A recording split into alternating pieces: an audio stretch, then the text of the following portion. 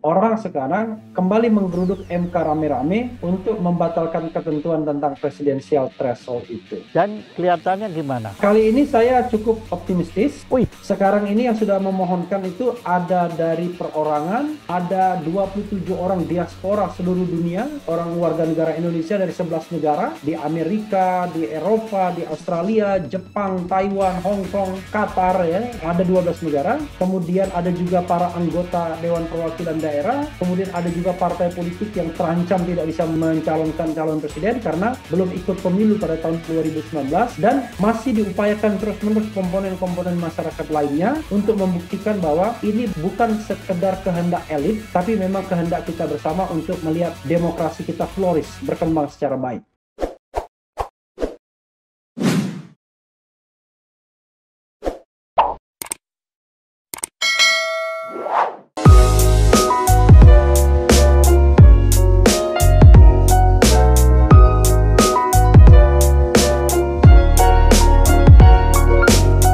ada apa di balik rame-rame PT 0%? Kok eneng PT kok 0% ini piye Pak Anwar? Silakan, Dr. Refli Harun.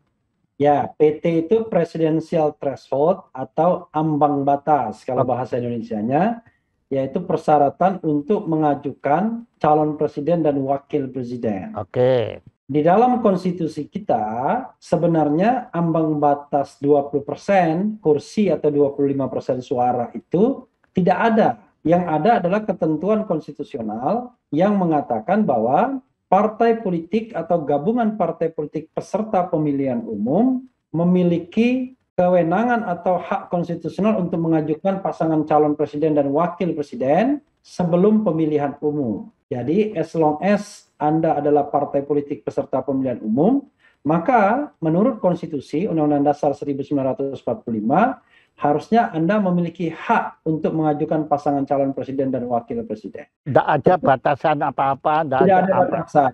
Nah, tapi undang-undang kemudian membatasinya. Makanya kemudian orang sekarang kembali menggeruduk MK rame-rame untuk membatalkan ketentuan tentang presidensial threshold itu. Dan kelihatannya gimana?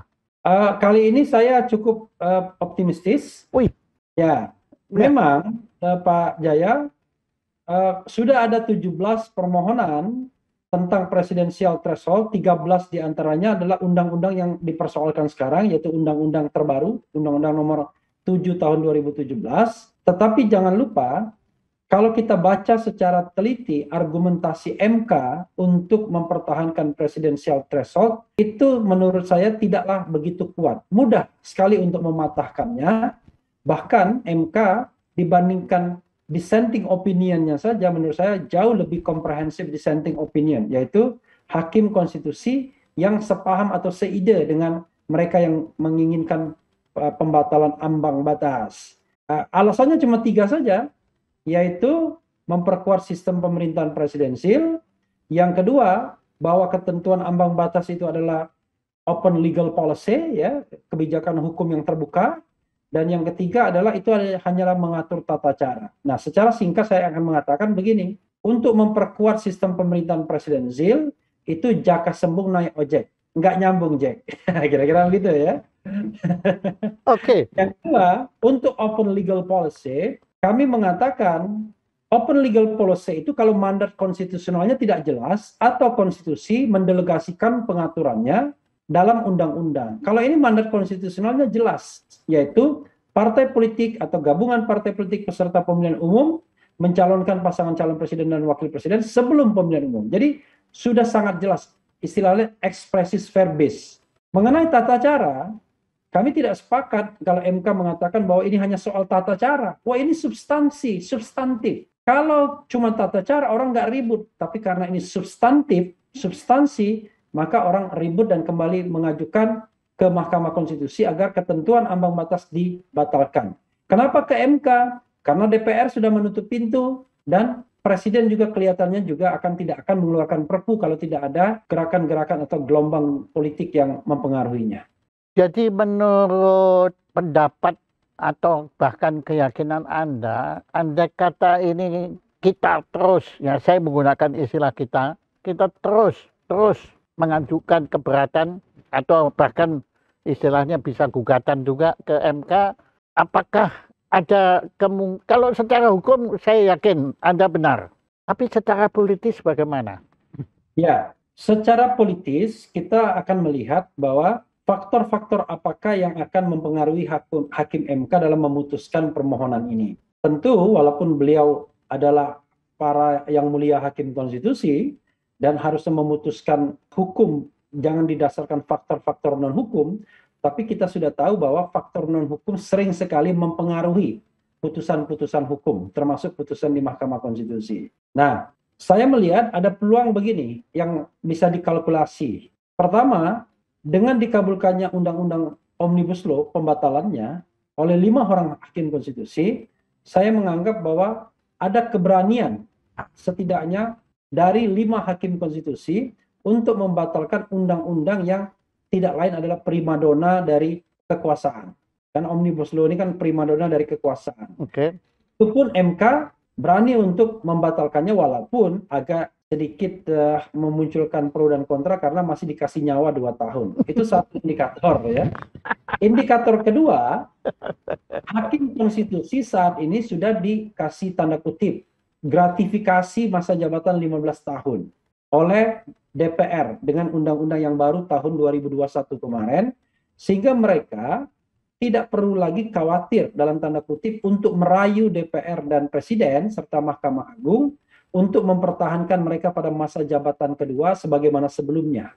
Karena ini sangat berpengaruh. Jadi salah satu studi mengenai masa jabatan hakim konstitusi misalnya kritiknya adalah re-election atau reselection. Karena ketika mereka reselection, mereka biasanya akan cenderung berkompromi dengan institusi yang memilih mereka, baik itu Presiden, DPR maupun Mahkamah Agung. Nah sekarang mereka diberikan masa jabatan 15 tahun sekali saja atau sampai pensiun 70 tahun. Jadi kalau sudah 70 tahun dahulu, walaupun belum 15 tahun mereka pensiun. Tapi kalau belum 70 tahun maka akan pensiun 15 tahun. Jadi ada hakim konstitusi yang baru akan pensiun 13 tahun lagi. Jadi bagi mereka tidak ada persoalan lagi dengan cara untuk merayu DPR, merayu Presiden, atau merayu Mahkamah Agung agar mereka dipilih kembali. Oke, ya itu kan kalau mereka memang mau merayu. Tetapi kalau, nah ini maaf ya, saya terus seolah-olah saya sekarang bertentangan pendapat dengan Anda, seolah-olah ya. Nah, begini, tapi kan bisa aja bukan soal merayu, tapi memang karena bersahabat. Ya, karena itulah kemudian kita ingin membenturkan elit-elit politik oligarki yang berkepentingan terhadap presidensial threshold ini, karena secara teoritis kajian ilmu politik dan hukum tata negara, yang paling berkepentingan terhadap threshold ini adalah oligarki politik, terutama partai-partai besar yang diuntungkan dengan threshold ini, karena dengan threshold mereka memiliki peluang lebih baik, lebih besar dibandingkan partai kecil dan warga negara untuk menentukan siapa yang akan menjadi calon presiden dan wakil presiden. Bahkan bahayanya adalah bisa jadi yang namanya pilpres itu etok-etok, ya kan? Kalau bahasa Iya, ya seperti sekarang kita kan etok-etok berlawanan pendapat gitu. Oke. Ya, hanya berputar di sekitar katakanlah elit-elit kekuasaan dan mereka rupanya tinggal membelah diri menjadi 2 calon seperti ada pilpres, padahal sesungguhnya kekuasaan itu sudah dibagi dan terbagi. Nah, ini membahayakan masa depan demokrasi kita kalau kemudian kita membiarkan hanya segelintir elit yang bisa menentukan pemilihan umum atau pemilihan legislatif atau pemilihan presiden, di mana kita tahu harusnya ini adalah pesta demokrasi, yaitu direct demokrasi. Nah, kita berusaha memobilisasi sebanyak mungkin pemohon ke MK. Sekarang ini yang sudah memohonkan itu ada dari perorangan, ada 27 orang diaspora seluruh dunia, orang warga negara Indonesia dari 11 negara, di Amerika, di Eropa, di Australia, Jepang, Taiwan, Hong Kong, Qatar ya, dan ada 12 negara. Kemudian ada juga para anggota Dewan Perwakilan Daerah, kemudian ada juga partai politik yang terancam tidak bisa mencalonkan calon presiden karena belum ikut pemilu pada tahun 2019, dan masih diupayakan terus-menerus komponen-komponen masyarakat lainnya untuk membuktikan bahwa ini bukan sekedar kehendak elit, tapi memang kehendak kita bersama untuk melihat demokrasi kita flourish, berkembang secara baik. Begitu. Oke, ya itu semua terdengar merdu sekali. Tapi kalau memang anunya MK-nya nggak mau, Ya, kan yang mereka kan yang tertinggi kan, mereka nggak ada yang lebih berkuasa dari mereka kan. Nah, kalau mereka gua nggak peduli. Nah, ya, yang namanya berjuang, Pak Jaya, tidak ada jaminan pasti akan berhasil kan? oke. Kalau yang pasti berhasil itu adalah kalau kita makan nasi. Kalau makan kita mudah. Makan pagi, makan malam itu mudah. Tapi berjuang memang tidak ada jaminan berhasil. Nah, Karena ya, itulah tapi bagaimana supaya berhasil? undang. Dan sekarang supaya berhasil. Oke, untuk berhasil ada faktor teknis hukumnya dan faktor non teknis. Nah, faktor teknis hukumnya tadi sebelum kita mengadakan zooming ini, saya sudah dan teman-teman sudah mengalami sidang pertama. Dari situ saya melihat clue ada optimisme. Oh, Karena MK sidang pertama sudah. Sudah tadi, baru saja. Tadi MK minta agar putusan mereka sebelumnya di-challenge. Nah, kita akan challenge putusan mereka.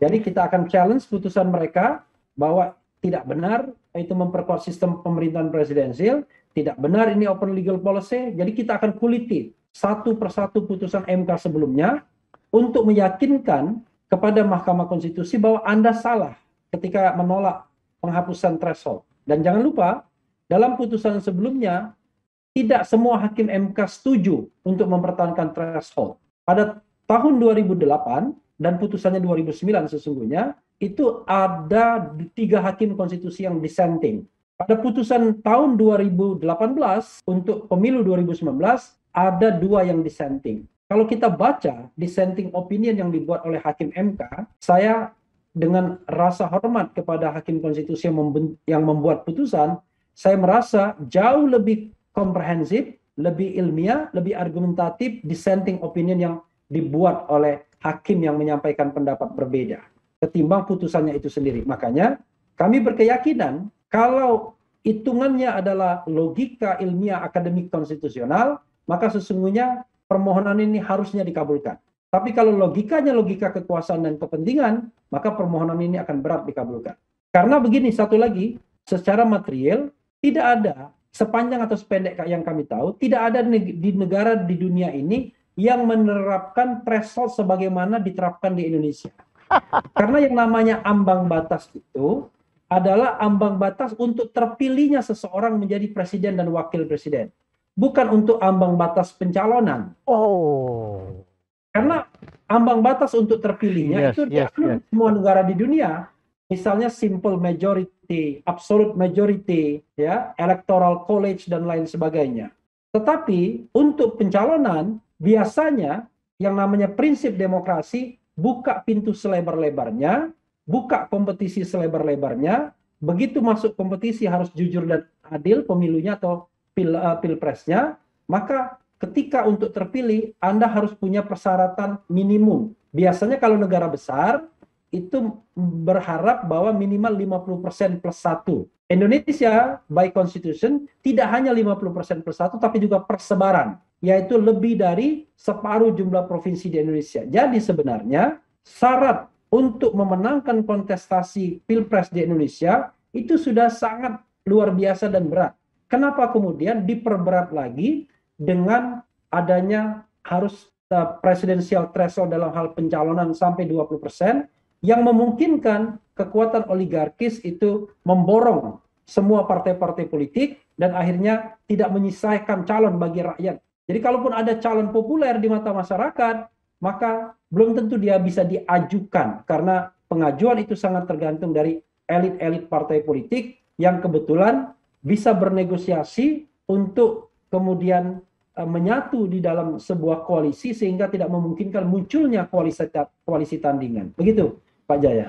Bukan main tadi itu tadi yang ada pernyataan Anda yang sangat-sangat fatal dan sangat vital, yaitu adalah pernyataan Anda bahwa di dunia tidak ada ambang batas untuk pencalonan.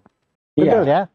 Ya. Gitu. Jadi Indonesia ini termasuk paling kreatif gitu ya. Dan sebenarnya konstitusi kita juga tidak mengenal itu. Ini ada di undang-undang, makanya kita challenge undang-undangnya. Nah, untuk men-challenge ini, karena kita melihat ini bukan hanya faktor hukum, tapi juga non hukum, maka kami punya geruduk rame-rame MK. Wah, jadi bahkan saya juga sudah menyiapkan alat kampanye seperti lagu misalnya, Salam 0%. Nah, bisa didengarkan nanti lagunya pada akhir acara. Dah, buat sekarang aja, jangan akhir acara. Oke, saya akan dengarkan. Nah, coba, aduh seru ini. Jadi lagunya adalah ada dua, Salam 0%. Oke, saya akan judulnya Salam 0%. Tenang Pak Jaya, tidak hilang lagunya. Nah ini. Nah, lagunya ringan.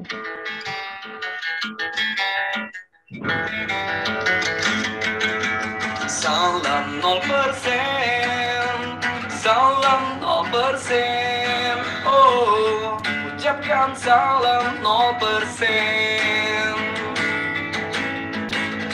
Saat matahari demokrasi masih bersinar di negeri ini, salam bagi lahirnya pemimpin jujur, pemimpin amanah. Hapus ambang batas, yuk sekali lagi buang 20%, hilangkan 25%. Hapus ambang batas, yuk sekali lagi buang 20%, hilangkan 25%. Hapus ambang batas, yuk sekali lagi ucapkan salam 0%. Semoga Tuhan merestui, semoga Indonesia diberkahi. Salam 0%.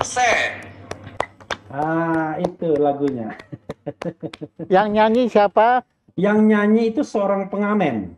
Oke. Bukan artis, seorang pengamen. Jadi saya membuat syairnya, dia yang kemudian membuat melodinya, musiknya, sambil menyanyikannya sendiri. Yang mengiringi gitarnya? Gitarnya dia sendiri juga, karena ini belum masuk di rekaman, belum ada diaransir, kemudian belum ada mixingnya, baru manual saja. Oh, bagus sekali, bagus, justru terasa ketulusannya di situ dan bagus sekali. Jadi keren Anda ini ya. Jadi teksnya ada. Iya, teksnya saya. Teksnya ada.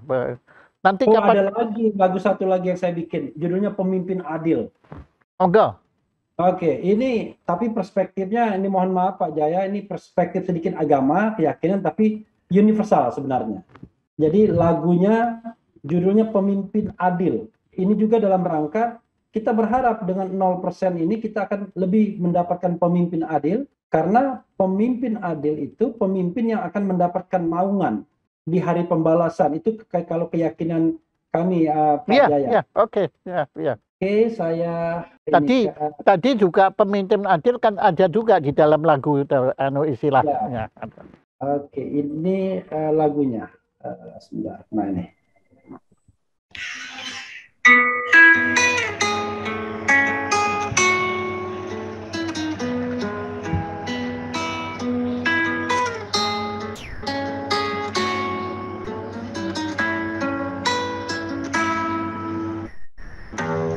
Ketika matahari hanya di atas kepala, panas melelehkan padang yang luas, tak ada naungan, tapi engkau pemimpin adil. Tuhan memberi kabar gembira, setiap manusia adalah khalifah di muka bumi ini. Tapi engkau khalifah dari khalifah, kau dinaungi, kau diselamatkan. Oh, dari hari pembalasan engkau bisa bawa mata air kebaikan bagi manusia. Oh, kuasamu juga bisa menenggelamkan umat manusia. Wow, tak ada bateranu, tak ada penyelamat, maka adillah kau pemimpin.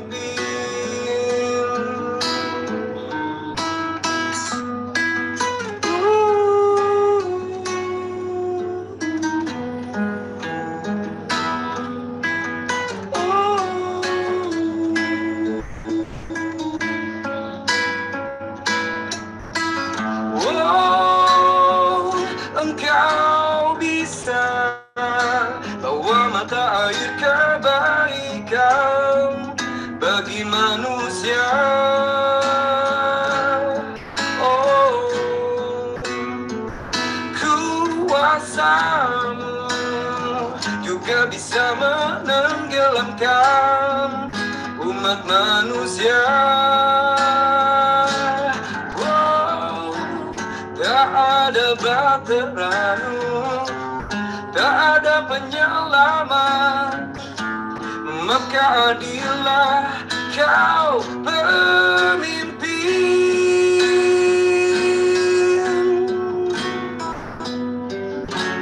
Tuhan memberi kabar gembira untukmu pemimpin adil,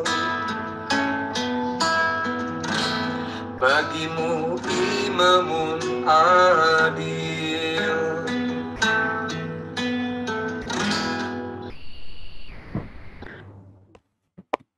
Itu. Itu Anda juga yang membuat teksnya? Ya, syairnya saya. Jadi saya diilhami dengan cerita agama bahwa waktu hari kiamat kita akan berada di padang mahsyar, padang yang luas, matahari hanya di atas kepala, tidak ada naungan kecuali 7 golongan. Salah satu golongan itu adalah golongan pemimpin yang adil. Maka ini pesan buat pemimpin, maka kalau mau diselamatkan dari hari pembalasan, maka berlakulah adil. Kira-kira begitu. Bukan kira-kira, ya memang begitu. Ya, tapi ya Anda tadi dengan penuh kerendahan hati menyatakan ini maaf belum diedit, belum. Menurut saya justru lagu ini menjadi indah kalau dia tampil seperti apa adanya. Bob Dylan kalau dia nyanyi di rekaman itu buat saya sudah hilang anunya. Tapi kalau dia nyanyi sendiri begitu dengan tanpa teknik rekaman apapun akustik bukan main. Dan saya merasakan saya bukan hanya kagum, saya terharu. Walaupun agama saya beda dengan Anda, tetapi saya menangkap apa maknanya. Ya karena Tuhan kita pada dasarnya memang sama kan.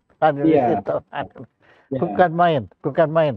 Nah, waduh, kalau gitu saya merasakan bahwa Anda ini berjuang ini betul-betul lahir batin Anda, jiwa raga Anda holistik itu paripurna, itu menjadi satu, melebur menjadi satu energi. Kenapa Anda demikian, mohon maaf istilah saya, obsesif? Anda obsesif, dalam arti positif. Ya. Kenapa Anda demikian? Ini kan harus berhasil. Gitu. Maka silakan. Jadi pertanyaan ini membuat saya merinding jadinya. Jadi merinding dan pengen menangis saya jadinya. Kenapa begitu Pak Jaya? kalau dalam perspektif agama ini ada orang-orang yang diberikan kelebihan oleh Yang Maha Kuasa. Pak Jaya diberikan kelebihan, saya diberikan kelebihan. Apa kelebihan yang diberikan oleh Tuhan kepada kita adalah ilmu pengetahuan. Dengan ilmu pengetahuan kita, maka saya backgroundnya hukum tata negara, saya bisa menyampaikan yang namanya edukasi kepada masyarakat melalui channel saya misalnya, kemudian juga mengingatkan pemerintah untuk hal yang menurut saya benar, sesuai dengan ilmu pengetahuan saya. Maka ketika saya melihat presidensial threshold ini, saya melihat ini adalah pangkal persoalan pembelahan bangsa kita. Saya malah takut bangsa kita ini lama-lama tergadai oleh oligarki. Kenapa begitu, Pak Jaya? Kalau misalnya, saya pernah mengatakan begini, sekarang partai di istana itu ada 7 partai. Let's say kita bilang 9 partai di parlemen. Untuk mendapatkan presiden, wakil presiden, panglima TNI, Kapolri, menteri-menteri, gubernur BI, dan lain sebagainya, maka cukup kita punya 9 triliun saja. Bagi oligarki bisnis, 9 triliun itu mudah dan murah. Ya. Kalau kompensasinya adalah semua jabatan publik tersebut. Artinya apa? Cukup kita kasih 1 triliun kepada ketua-ketua umum partai politik, maka kita bisa mendesain pemilu yang etok-etok tadi. Ya, pemilu atau pilpres yang sudah ditentukan siapa calon presidennya, dan siapapun yang menang akan bagi-bagi kursi di antara oligarki kekuasaan. Dan oligarki tidak perlu membeli rakyat. Kalau dulu kan berpikir mereka, wah nggak mungkin kita menyuap seluruh rakyat, kan begitu. Iya. Mereka tidak perlu beli rakyat. Cukup beli ketua umum partai politik, maka akan ada 2 calon yang sebenarnya boneka saja. Sudah dikendalikan.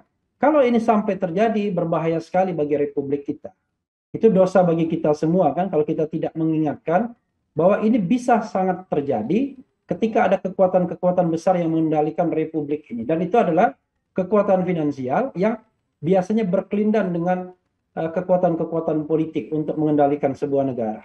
Jangan sampai kemudian negeri ini menjadi negeri para mafia, yaitu mafia politik, mafia bisnis, dan kita seperti negara-negara Amerika Latin jadinya, seperti Kolombia, negara-negara yang justru pemerintahannya tidak berdaya karena dikendalikan oleh para mafia.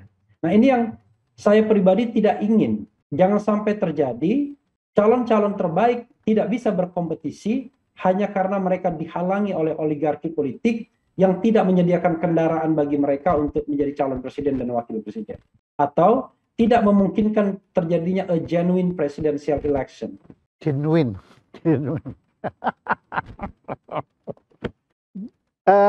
Kalau menurut saya ini agak aneh sebetulnya. Sebelum Anda, saya wawancarai seorang dokter yang bidang stem cell. Kemudian beliau kan datangnya kan dari ilmu pengetahuan, sains kan. Tetapi kemudian cara beliau menyampaikannya, menurut saya bukan sains, itu art. Dan sekarang Yang Maha Kuasa, ini saya yang giliran merinding. Itu rupanya memang memaksakan saya untuk mewawancara Anda. Dan Anda, saya rasa Anda bukan saintis. Anda bukan seorang ilmuwan. Anda sudah seorang seniman. Karena ilmu yang Anda tadi, yang Anda peroleh dengan susah payah dalam waktu yang ya, saya kira cukup lama. Tetapi Anda sampaikannya bukan secara rasional, tetapi secara emosional. Dan menurut saya itu adalah sains yang tertinggi, adalah sains yang menjadi seni. Dan itu Anda. Dan saya sekarang menjadi bukti keberhasilan Anda mengedukasi. Anda sudah mengedukasi saya. Saya sekarang sudah terpengaruh total, walaupun saya dari dulu memang nggak setuju. Tetapi kan saya nggak setujunya, saya itu nggak ngerti kenapa ya kok saya nggak setuju. Ya, tetapi dengan Anda memberi garis dari apa yang lahiriah itu dengan garis batinnya, bahwa memang ini kita harus berjuang. Maka saya mau tanya kepada Anda. Anda kan tahu tata krama hukum dan aturan hukum. Ya. Apakah saya sebagai seorang warga negara yang nobody, sebagai rakyat jelata yang nggak ngerti apa-apa, bisa mengajukan keberatan kepada MK? Sangat bisa, dan sangat saya pribadi harapkan ada warga negara yang punya kesadaran seperti Pak Jaya mau mengajukan juga. Karena selain orang-orang yang terkenal yang mengajukan seperti misalnya Pak Gatot Nurmantio, ada anggota DPD, ada aktivis, ada juga seorang ASN yang mengajukan ini, ASN itu apa, Pak? aparatur sipil negara. Oh, ya, oke. Ya, kemudian ada juga orang biasa, ibu rumah tangga, sampai bekerja yang barangkali di kantor PBB, 27 warga negara Indonesia di luar negeri, diaspora, mengajukan juga. Jadi, saya memang berkampanye untuk menggeruduk MK rame-rame, untuk dalam tanda kutip, membujuk MK agar melihat ini sebagai sesuatu yang penting dan genting bagi Republik ini. Penting dan Makanya genting. ya, untuk meyakinkan MK, kita butuh tunjukkan bahwa rakyat banyak menginginkan ini bukan untuk kepentingan segelintir orang, tapi untuk kepentingan kita semua. Ya, Kepentingan untuk mencari pemimpin yang terbaik, siapapun dia, asal dia dipilih melalui sebuah mekanisme yang demokratis, kemudian pilpres jujur dan adil, maka kita harapkan dia akan menjadi size republik yang terbaik begitu. Jadi kalau Pak Jaya ingin mengajukan permohonan, saya sarankan sebagai warga negara Pak Jaya bisa maju sendiri. Malah lebih genuine ketimbang menggunakan lawyer. Karena kalau soal format permohonan bisa saya share permohonan yang sudah disampaikan oleh seorang warga negara yang maju sendiri tanpa lawyer. ya, Dan justru hati nurani itu, yes, ya, hati nurani itu jauh lebih powerful. Jadi di hadapan hakim MK tidak perlu bicara yang jelimet, bicara saja hati nurani dan bilang saja, saya sebagai warga negara, saya tahu bahwa yang mulia pasti tahu hukumnya sesuai dengan azas ius curia novit. Jadi hakim itu sudah tahu hukumnya. Yang penting adalah moral force kita, yes, kekuatan moral kita untuk maju. iya. Saya bahkan ingin menunggu kalau memang Pak Jaya ingin menyampaikan permohonan itu ke Mahkamah Konstitusi. Karena sekarang kira-kira sudah masuk 10 permohonan. Saya berharap bukan 10 permohonan yang akan masuk, tapi 100, 200, bila perlu 1000 permohonan. Terima kasih atas nasihat Anda, atas petunjuk Anda dan penyemangatan Anda, karena saya terus terang, aduh, saya kan nggak ngerti apa-apa tentang hukum ya. Ini nanti yang pikirnya saya sok, tetapi saya akan maju sebagai seorang warga negara yang mengkhawatirkan masa depan bangsa saya. Karena saya betul-betul melihat ya, saya nggak perlu sebut nama ya, tapi Anda juga sudah tahu pasti begitu banyak putri terbaik bangsa Indonesia yang sangat layak untuk memimpin kita. Cuma mereka terhambat oleh ini tadi. PT berapa persen? 20% kursi, 25% suara. Atau 25% suara. Waduh, terima kasih. Jadi caranya sederhana ya. Pokoknya saya datang ke MK, saya serahkan surat permohonan saya begitu ya. Ya. Yang penting disampaikan sesuai dengan formatnya saja. Kemudian nanti sisanya pasti akan diberikan informasi oleh petugas di sana. Tetapi informasi dapat kami berikan sebelumnya, biar Pak Jaya jangan terlalu ribet nanti. Informasinya nggak banyak sebenarnya. Cuma fotokopi KTP, kemudian surat permohonan yang sesuai dengan format yang barangkali yang lazim. Apa Pak? Kemudian, ini, saya catat ya langsung ini. Oke. Apa? Fotokopi KTP. Ya, pertama fotokopi KTP.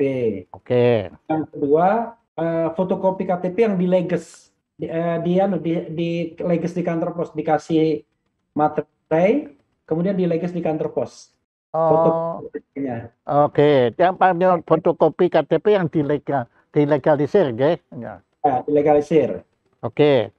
Tapi dikasih materai kan. Yang kedua, buku Undang-Undang Nomor 7 2017. Buku undang-undang. Buku. Nanti bukunya bisa dibeli di macam-macam, di Gunung Agung ada kalau nggak salah. Oh ya. Itu buku itu maksudnya kita beli. Buku, sebagai barang buktinya.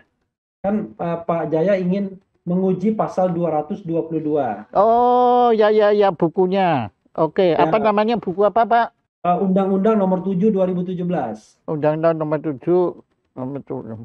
2017. Nanti saya fotokan bukunya dan fotokan juga legasnya tadi, legalisirnya. Oh, ya, oke. Nah, udah. Ya.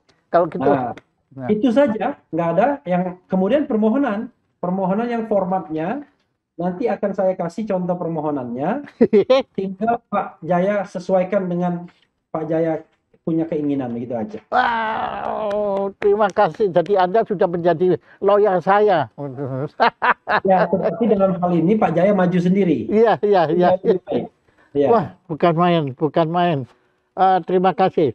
Nah, Pak Refli Harun, Anda sebetulnya memilih jalur disiplin ilmu tata negara ini itu karena saya merasa Anda sangat mahir dan sangat indah dalam menguntai kata-kata dan memilih kata-kata. Ya seperti tadi, penting dan genting. Oh, itu kan keren itu. Itu bagaimana? Anda memang punya latar belakang sastra? Nggak punya. Nggak punya.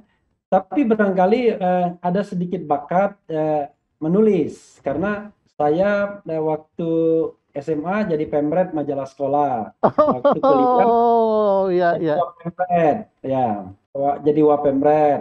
Kemudian suka menulis artikel gitu. Tapi menulis puisi dilakukan ketika SMP saja, tapi sekarang nggak pernah gitu. Ya, Kalau sekarang sukanya nulis pantun. Nah, kalau pantun saya bisa tulis bisa saya buat dalam jangka waktu cepat. iya, iya. Kemarin kan waktu ketemu dengan Mas Sandi kan kalian berdua kan bersaing bikin pantun. Fastabikul khairat.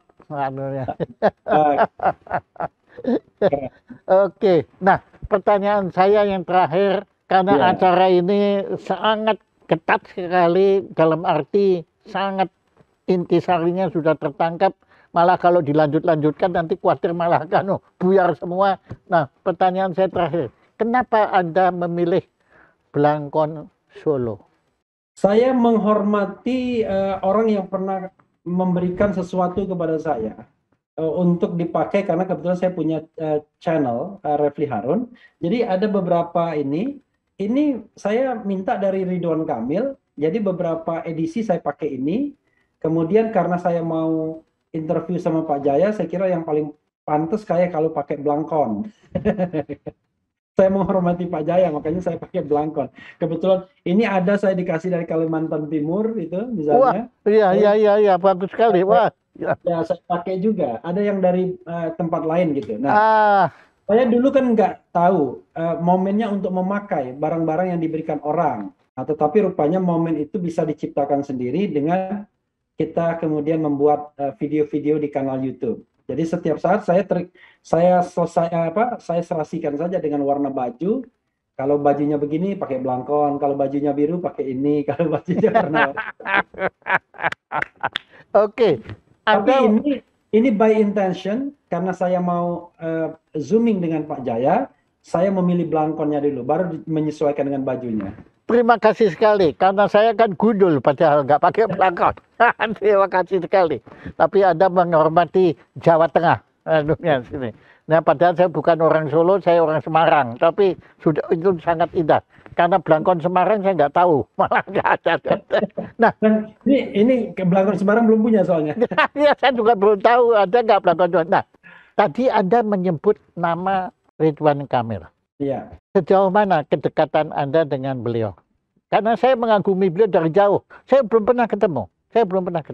Terus terang, saya pun tidak kenal baik, tidak kenal dekat. Kebetulan waktu itu saya satu forum dengan Pak Ridwan Kamil, dan dia waktu itu hari Rabu menggunakan pakaian tradisional di Bandung waktu dia jadi wali kota. Lalu saya minta, Kang, saya bilang, minta dong ininya, rupanya namanya Udeng ini, saya nggak tahu namanya Udeng. Nah, setelah itu, ya nanti habis acara. Makanya habis acara, saya diberi ini, itu pada tahun 2016. Dan saya tidak tahu mau diapakan, saya simpan saja. Nah, begitu saya ada YouTube, kemudian saya bisa menggunakan ini dan Saya pikir jadi berguna gitu. Saya bilang bahwa ini dari Ridwan Kamil. Terima kasih. Iya. Pak Refli Harun, saya seperti biasa, Anda juga sudah pernah, kita tidak punya apa-apa, tapi saya akan menambah koleksi Tapi ucapan. saya ingin menunjukkan kepada Pak Jaya ini background ini. Nah,